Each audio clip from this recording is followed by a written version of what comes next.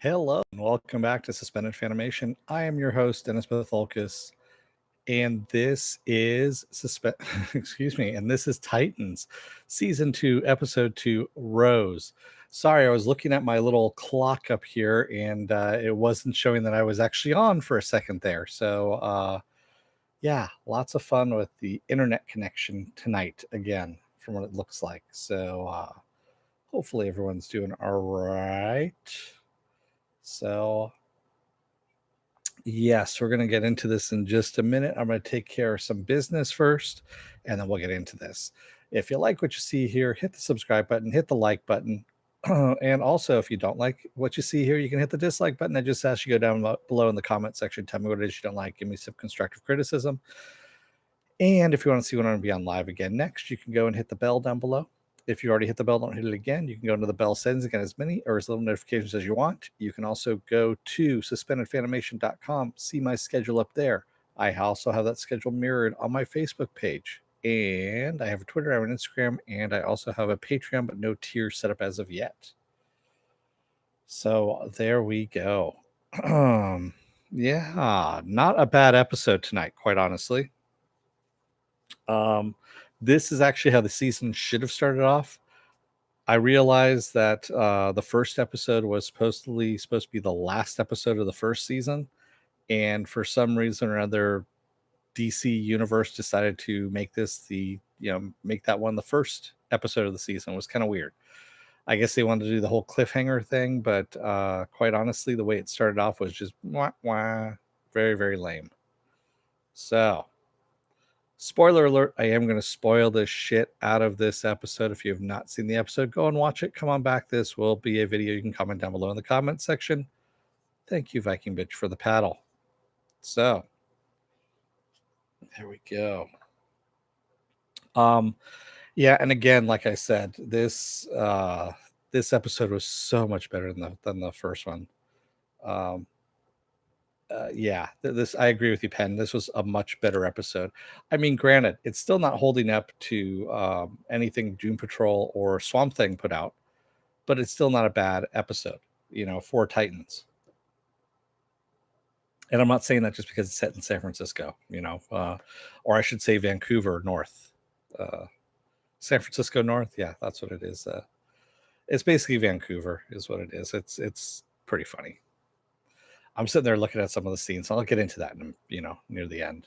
But let's get started with the recap. All right. So we open up with 3 months later. They're still in San Francisco with Dick and Rachel getting coffee, or I should say Dirk and Rachel are getting coffee. And she's talking about, what they should be named. The old group is called Titans. What should they be called? Titans 2.0, all this stuff. And Dick says, it's not about the name. It's about the training. He goes, that's what you're all here for. You're here to to do training. And Garth and Jason, we see them training in the training room, and Jason is wearing a blindfold, and they have wooden katanas. And Jason is kicking Garth's ass for a little while there until the very end, where he ends up, Garth ends up behind him and pretty much bops Jason on the back of the head with his katana. And Jason's like, what the hell, man? What the hell is it up? What's up with these blindfolds is what he asked Dick. Dick comes in. And Dick's like, well, you know what? You need to learn how to fight. If you lose a hand, you lose a limb, you lose an eye. And he's showing them with the katana, as he's basically just the wooden katana. He's swinging it around. He goes, you need to learn not to give fighting when you're fighting, because that's what this is all about. He goes, it's going to be very intense. And that's what we're trying to learn here. And so the others leave except for Jason. So it's just Dick and Jason. They're sitting there, and Jason says, hey, when the hell am I going back to Gotham? He goes, it's been 3 months now. And Dick tells him, he goes, you lost your privileges, man. He goes, boosting the Batmobile, riding the motorcycle through the halls of Wayne Manor, that kind of stuff. All those bookmarks you made on the Bat computer. And yeah, he's Jason's not happy. He's not a happy camper. And that's when Dick goes, you know what? A lot of these kids look up to you. He goes, they're looking up to you now. They're looking at you as a leader. He goes, I want your help training them. He goes, they're looking up to you as Robin. And he goes, okay, well, if I'm Robin, who are you? And Dick just kind of shrugs a little bit and he's like, yeah, I don't know at this point. He doesn't even know if he wants to be a superhero at this point. Penn Farm Girl, something looked different to me about Dick this episode. He looked younger. Maybe it was just because he was with all the kids. Yeah, he's still the same age. He actually looked older to me on this one, to tell you the truth, Penn. So we see San Quentin, and there's a security breach in cell block 2. The alarms are going off, and we see this guy sitting in his cell, and the lights are out, the power's out, and we see that pretty much everything's out, and the cell doors open up. We hear people outside screaming. And the doors open up, and he walks out into the hallway, and we see these guards all down the hallway just slaughtered. There's blood splattered on the walls, on the ceiling, all this stuff. He reaches out his hand and actually takes light from the light in the hallway and powers himself up. We see like almost electronic circuitry under his skin. And this is Dr. Light. This is the powered up version of Dr. Light. It's not bad, to tell you the truth. And he sees one of the guards still alive, crawling around on the ground. And he's like, oh, good, the fun's not over with yet. And the guard actually pleads for his life. And he just pretty much fries him. He just sends light into this guy's chest, and he's got light coming out of his eyes, his mouth, and he dies. So, yeah.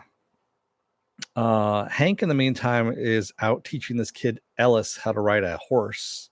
And so he and Dawn are out in the country someplace. They were no longer in a city. And, Hank's just trying to remain sober, that kind of thing. And,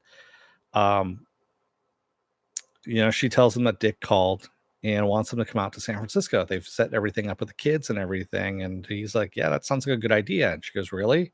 San Francisco is like 24-hour-a-day party city. It's not really.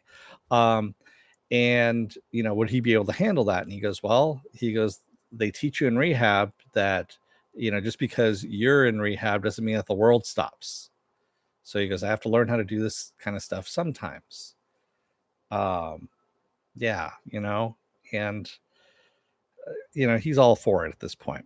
So then we see Corey in Chicago, and she's carrying a box of donuts, and she enters a van, and Donna's inside the van. They're doing surveillance. They're looking for Shimmer. And they start talking about, how Earth is different from where she comes from. And she goes, well, you're still be able to find yourself, that kind of thing. And that's actually kind of refreshing. And she goes, oh, so we're kind of like, Earth's kind of like middle school. And she's like, yeah, in a way. She goes, I want to go down to Florida at some point and see, there's a place I think they can get up to 50 degrees because, of course, Chicago being cold and all that stuff. And, of course, Shimmer is nowhere to be found at this point. And, they end up talking about, did you get a phone call from Dick? No, I didn't get a phone call from Dick. Neither did I. I wonder how things are going. I don't miss it. I don't have to, we don't have to worry about the kids, kind of thing. Where they both are lying at this point to each other. So we see a girl with a bandaged eye out in the rain, and she's looking at a car, basically a valet station, and that's all we get from her. Rachel, in the meantime, is reading The Art of War, and she falls asleep as she's reading, and her powers manifest out of her hand. We see it swirl around her, and she wakes with a start and a little bit of pain, too, and she's got like a little scratch on her side, which she kind of looks at and then covers up. And so that could be something interesting. I don't know where they're going to be heading with that. So we get a knock at the door, and it's Garth, and he's bringing her some food, and they end up talking a little bit. And they're like, you notice, she says, I feel like a different person after all of this. And now that she's got her powers under control, all that kind of stuff, and how, she's getting stuff together, and she wants to be the best pupil that Dick already thinks she is, because Dick is really into teaching young girls. And so they're talking about how Rachel tells Garth how she feels. And then also, Garth is like, is it kind of weird that Dick is treating me a little bit differently? Like he's being a little extra nice to me. And she goes, yeah, I noticed that. He goes, do you think he feels guilty for killing me? She goes, yeah, probably. So as they're talking, they get interrupted by a helicopter and a spotlight flying overhead. And we see the girl with the one eye has stolen a car, and the cops are after her, and they corner her in a parking garage on the roof. And this is all taking place on the news. So the news is broadcasting this. The Titans are watching it, and we see her kick the cops' ass. Basically, she just kicks the shit out of them, and then she makes this running leap and dives off of the top of the parking lot building, makes it across the street to the building across the street, and smashes through the window right into a law meeting. So, and runs down there and takes off. Yeah. And Dick excuses himself. He says he has to go out and do something and leaves pretty quickly. Well, Dick always has to go and do something because, idle hands. There we go. Dawn and Hank, in the meantime, are talking about Ellis, the kid, and how good he is with him. And Hank is worried because, the kid's been clean for 5 weeks, but his friends are starting to come out of the woodwork, he says, and they want him to go and party, and he's afraid he's going to slip back down that slope again. And she goes, well, do you think we should, postpone our trip to San Francisco? He's like, no. He's got to learn sometime to be on his own. He's got to take responsibility for himself. That's what this is all about. He's strong. He can do it. And Dick, in the meantime, finds the one-eyed girl sleeping out. She's basically passed out in the street. And we see him reach down. He kind of checks for her pulse, and that's where we leave off there. So Hank wakes up to an empty bed. And then we see a garage where these guys are making some drugs out there.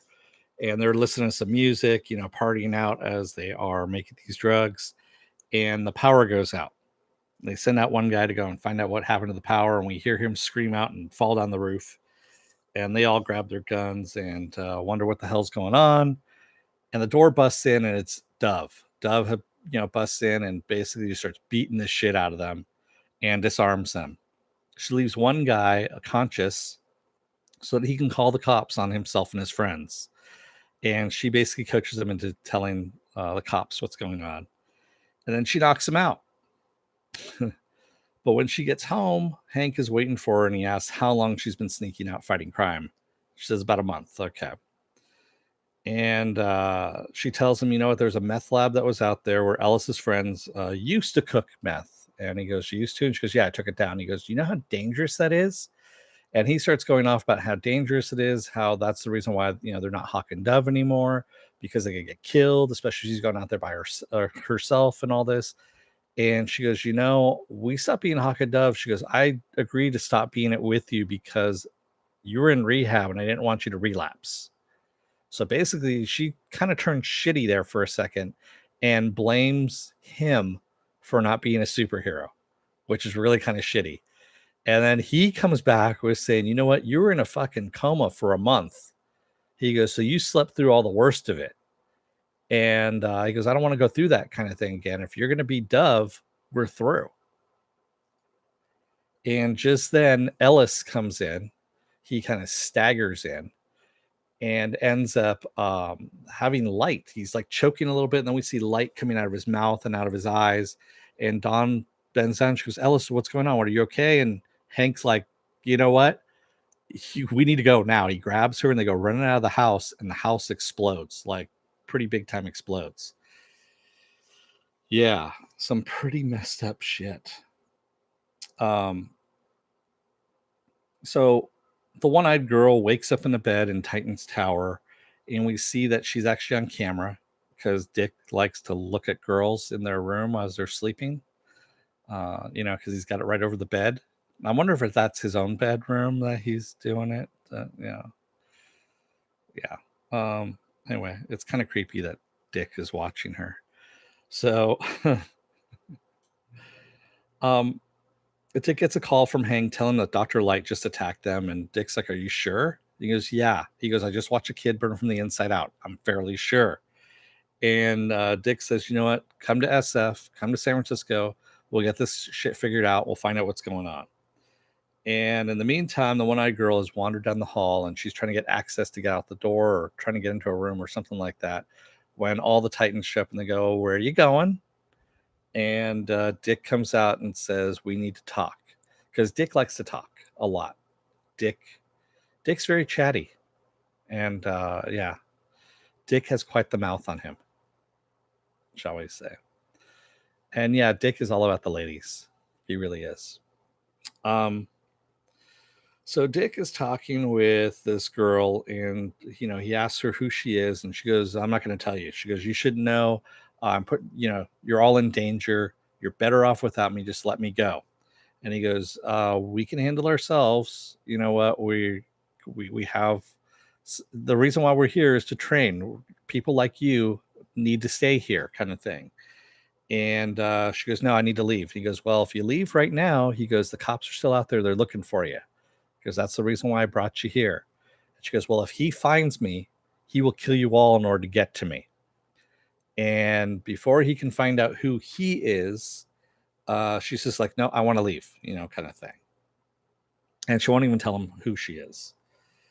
So we see Donna and Corey in the van again, and they're listening to "We Are Family," and they're still waiting for Shimmer. And Donna's like, "You know what? They had some other music besides the '80s," and they're, finally Donna's like, "Fuck it, let's just go get some tacos. We don't know where this girl is, and it's taking too long." So Jason, Garth, and Rachel, in the meantime, are down in the workout room, and they're talking about the new girl and how she has powers, and they want to know who she is, or for that matter, what she is. Yeah. And Jason says he knows a way he can find out who she is, of course, because being the little hacker that he is.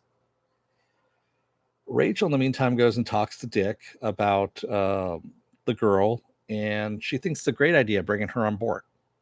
And she goes, "You like bringing in, helping people, birds with broken wings," as she says. And she goes, "You help me, and you help Garth." And he goes, "No, you asked for my help, and Garth was just, kind of a side effect kind of thing." And he goes, "And this girl doesn't want my help at all." And she goes, "Well, you'll figure it out," kind of thing. And she leaves. And he's really not sure if it's a good idea to bring her in the first place. So Corey and Donna are coming back from their taco run when who do they see out in the street but Shimmer? And actually, Corey asks her why she hates Shimmer so much, and she goes, "Well, it's the name." And then they see her, and he goes, "Oh my God, she actually shimmers."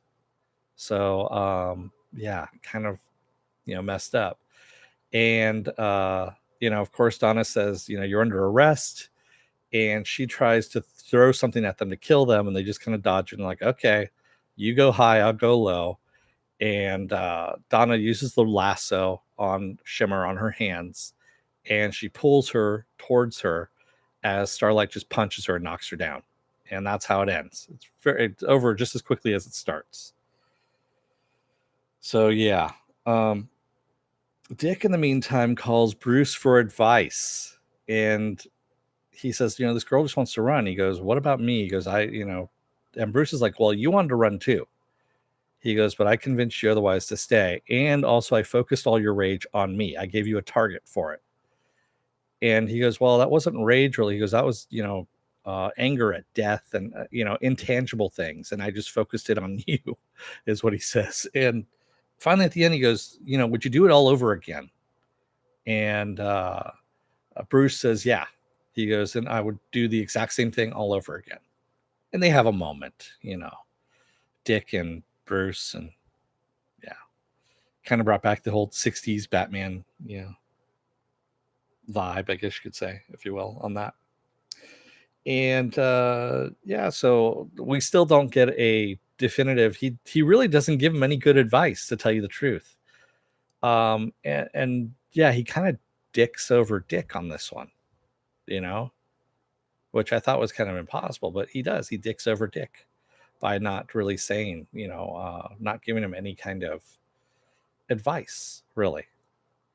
He really, it really was advice of no advice, is what that was. So yeah, I mean, still, this is the shittiest Batman portrayal I've ever seen. I'm just gonna say that right now. Okay, he wasn't Batman per se; he's Bruce Wayne. It's the shittiest Bruce Wayne persona I've seen. I'm still, I'm not sold on Ian at all as Bruce Wayne. He really sucks as Bruce Wayne.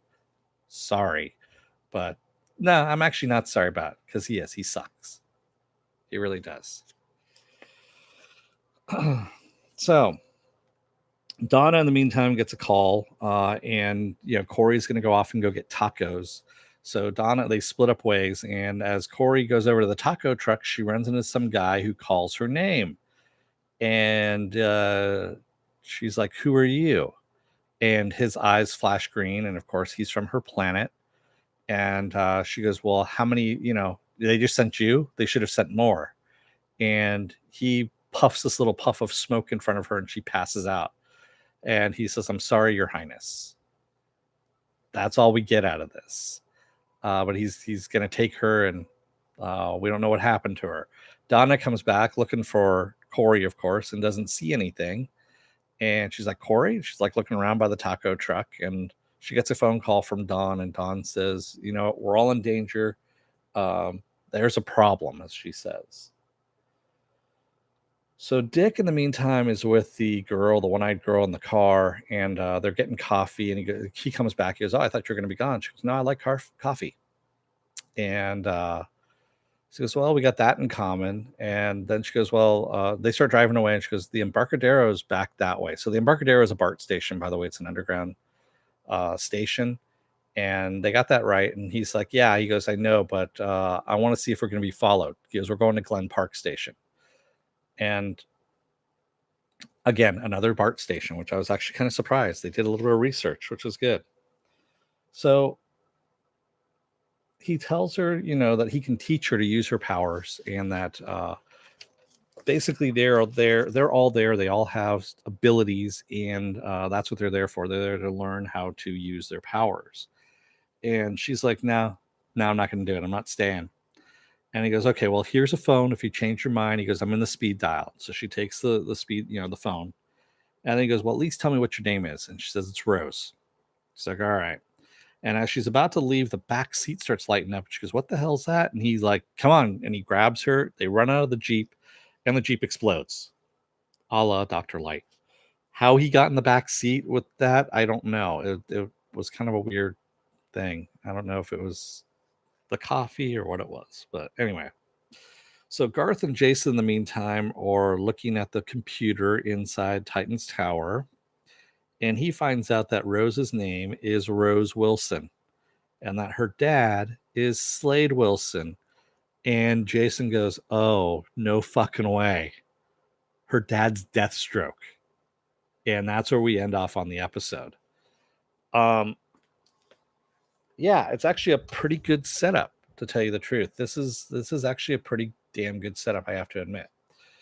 Um, excuse me. I've got new headphones, so it's hard to take off the glasses now with that. Did you think he was any better this episode? The first episode gave him nowhere to go but up. No, Penn. Bruce, Ian played Bruce still as he. I don't even know if he realizes who the character is, to tell you the truth. And yeah, he's playing it like a dad almost in a way, and that's not Bruce. I mean, I'm not getting any kind of Batman vibe off him whatsoever. And that's, yeah, it's kind of a sad thing. They could have gone with so many other different people, and we ended up with this. So, Dennis, did they show any recognizable San Francisco streets? No, they didn't show any streets, Mr. Roboto. They showed just a couple of BART. They talked about a couple of BART stations, but it's kind of funny where he dropped her off. Glen Park is called Glen Park for a reason. It's very hilly and very parky. Where he dropped her off was downtown Vancouver in a parking lot. I know because I've been in Vancouver. I know exactly where that parking lot is in Vancouver. So yeah, it was kind of funny. I don't know about it. It's kind of okay, Bruce. Really, Dark Ops? You think it is? This has been the worst Bruce I've seen, quite honestly. I really want something better. Where else do we? The Dark Ops. Superboy definitely needed a love interest in this show. Also, Beast Boy needs a big sister. I know what you're getting at, and I don't think we're gonna get that. And I'm okay with that, to tell you the truth, for right now. They can leave it for season 3 or season 4 or something like that. So, yeah. Pen Farm Girl says it's sad. I wanted to like him. I wanted to like him too, but they honestly, well, first the writing by Akiva Goldsman in the first episode left him nothing because it was shitty writing, and it's the writing for the second episode for their dialogue that they had just went circular. It had no context. Basically, Dick got no good advice from Bruce whatsoever on that. All he got out of it was that Dick, that Bruce actually forgives him for being a dick to him. That's pretty much it. So, what, Spaceman? Oh shit.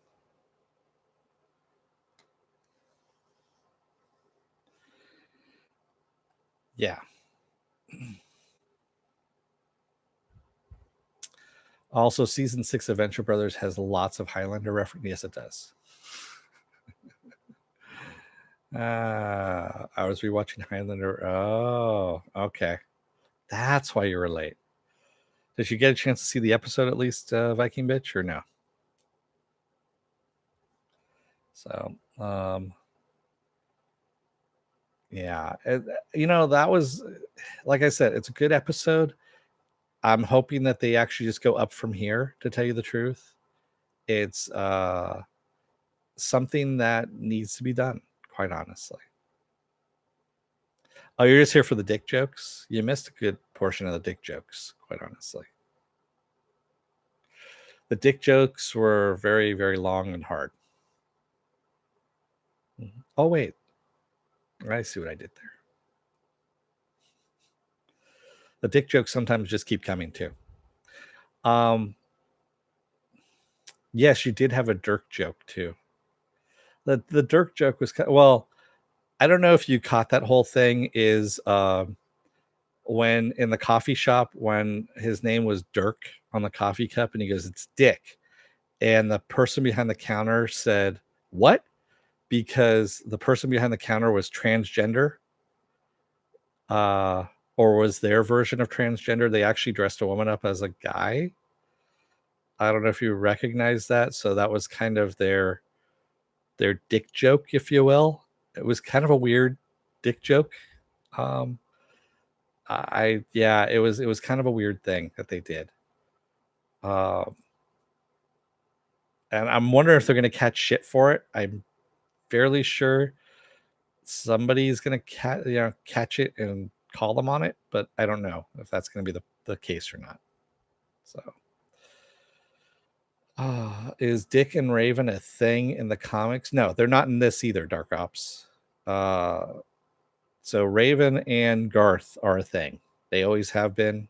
Both they've been a thing in the comics. They've been a thing in the animated series, and even Teen Titans Go. They're a thing in there, and it looks like they're shipping them in this as well. Yeah. Yeah. Oh, someone did talk about that, Dark Ops, about the whole. Isn't a major cast member trans? I don't think so, Joe Greer the third. Not in this cast, I don't think. Because all these actors are, yeah.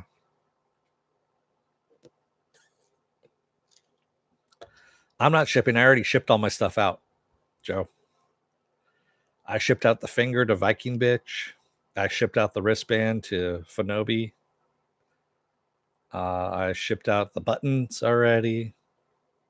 I even shipped out one of the little spacemen because they're multiplying like fucking rabbits, as you can see. Someone got a spaceman. I shipped Bruce and Dick. Yeah, I think Bruce and Dick are an item, actually.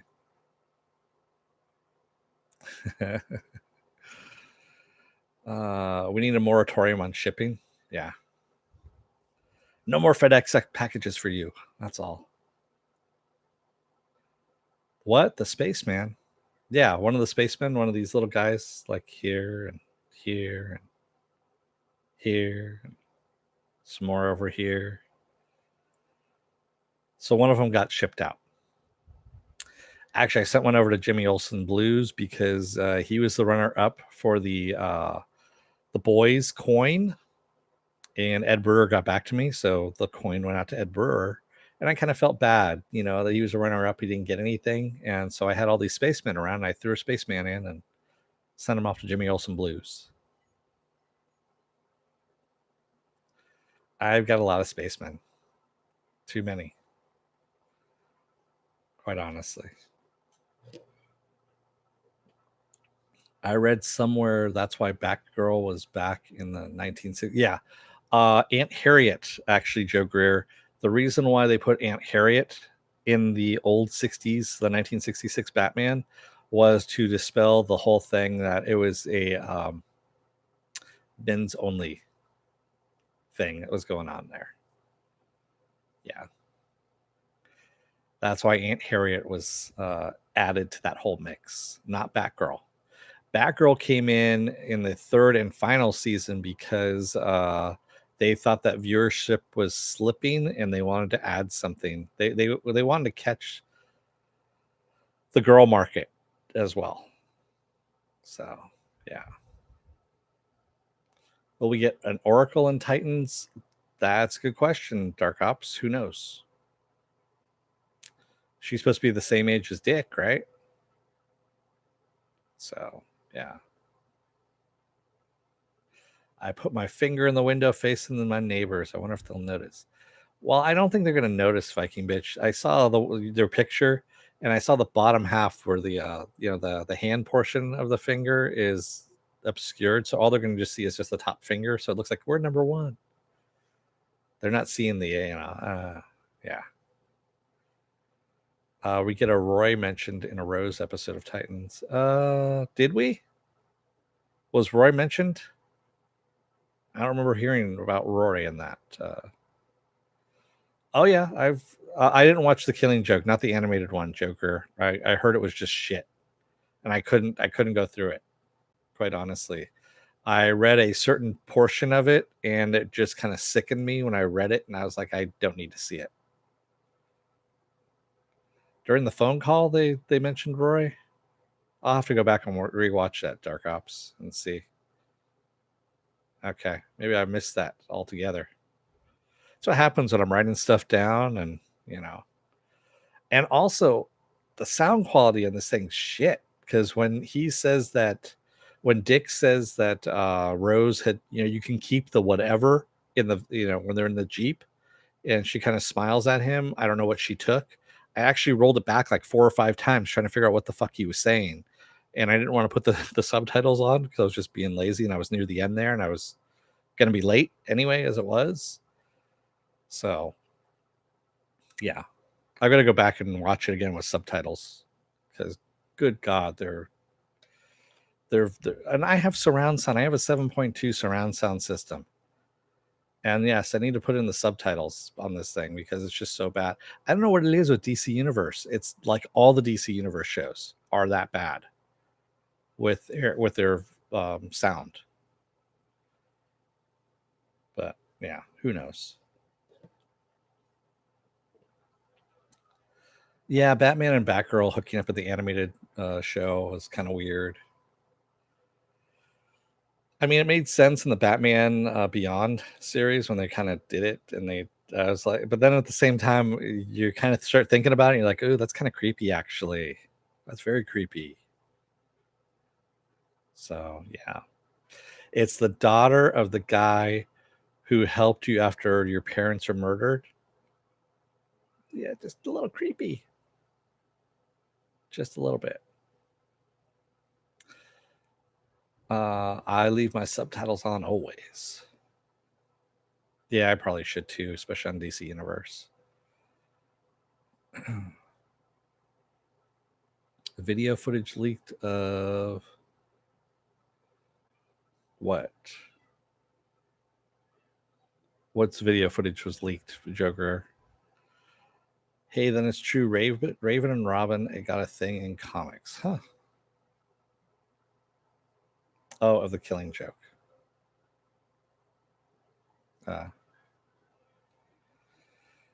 Yeah, I don't know. You need to make me a little fat Cartman spaceman. Oh yeah, the sex scene of okay, yeah, in Killing Joke. Okay, I got it now, Joker. What you're getting at? Yeah, I tried to obliterate that from my mind.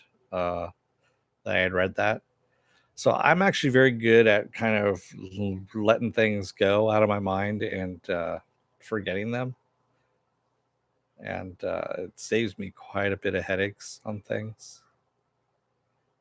And it's still there. It just ends up, back someplace. But yeah. I miss things, Dark Ops. I'm human. Sorry.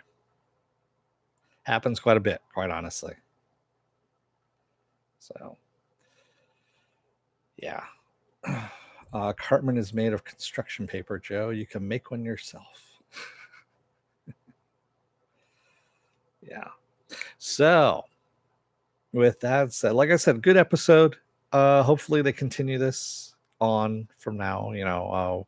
We get next week is called Ghosts. So that's all we know, plural, Ghosts. So that's going to be interesting. And it looks like Dr. Light gets a new outfit from what it looks like. It's kind of a weird outfit. It's kind of a cross between his comic book outfit and then he's got a weird helmet too that isn't like the comic book one. It's more like I don't know. It's kind of a weird helmet. That's all I'm going to say. I don't know if they're going to do the whole Raven Dick love interest because that's a little too creepy. She's still teenager and she's supposed to be like 13 or 14 in this Dark Ops and he's in his 20s, his late 20s, and also a cop too. So yeah. Ghost dick jokes. Could be.